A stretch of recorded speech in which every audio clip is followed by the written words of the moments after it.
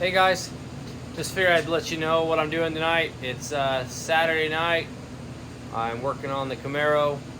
I blew the starter out the other day. It backfired on me, and those mini high torque mini starters, they've got a planetary gear set in there, and the outer ring gear actually is not steel, not in all of them. This one here was like a composite of some sort, and it stripped out all three places where the planetary gear, the planetary gears themselves were sitting around the sun gear. And they stripped them out. So when that happened, it put some material in that area that it stripped and expanded the case, blew the case apart, kind of cracked it right down the middle. So I got to get a new one of those. But I was able to take and put an old original factory starter back in this thing. There she is right there. It's a tight fit with these headers, and I had to do some reworking with the lines that actually came from the power lines from the battery in the back. They were all nice and tucked up in there, but they were too tight because they were set up to be where you could, run it with the way the other mini starter was. So that being said, that's where we are tonight. I've got a few things to do to this thing. I don't like how somebody put this transcooler line up here. You can see they've got a coupler here. I noticed a few things. This thing's a 79, so it's got,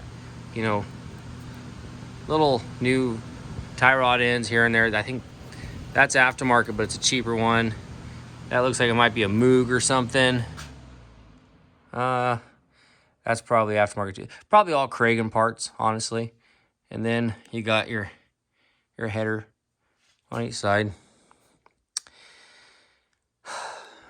Pretty sure those are not grade 8 bolts. Not that they need to be, but when you build high horsepower, maybe you can make at least even solid motor mounts. Those are rubber.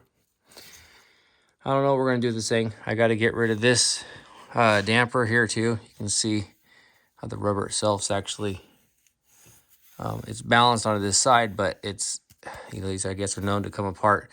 A buddy of mine just told me a story about his yesterday, how it blew apart. Actually blew the end of the crank off because that spun around and got out of balance.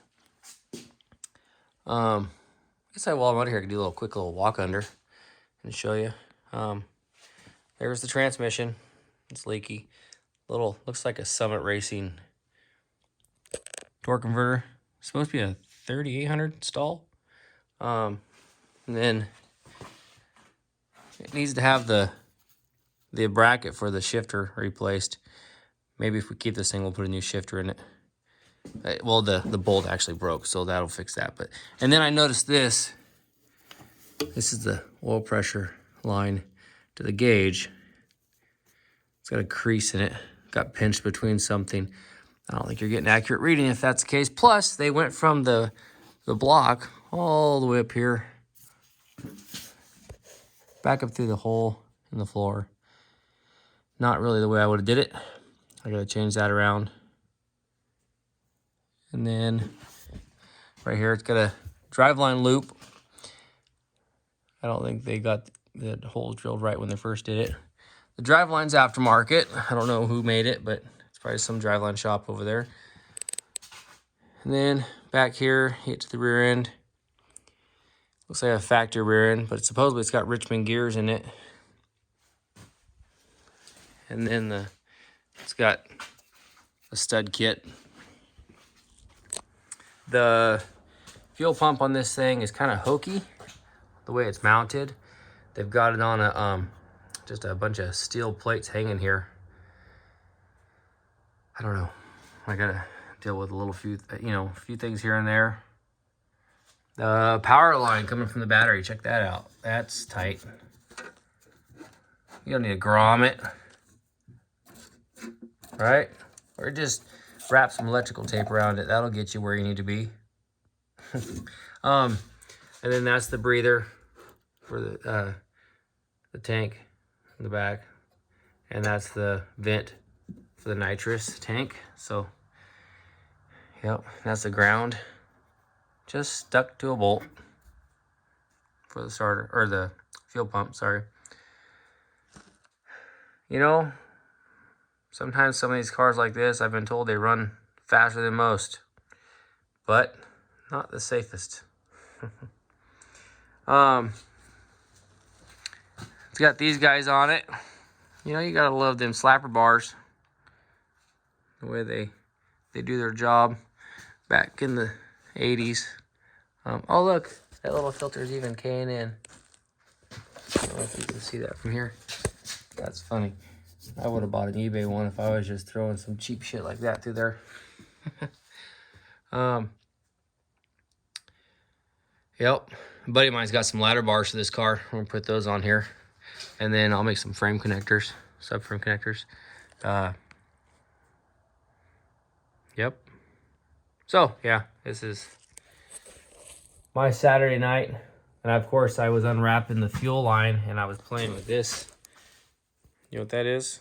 It's fiberglass. Yep. I unwrapped all that and it's all over my arm now.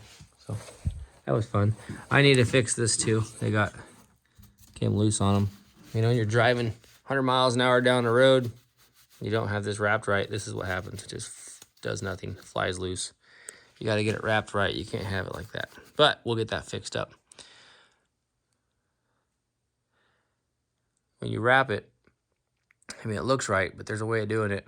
You know, I wrapped headers quite a few times, and most of the time I did it, I would wet it first, then wrap it, and then I would put my ties on them.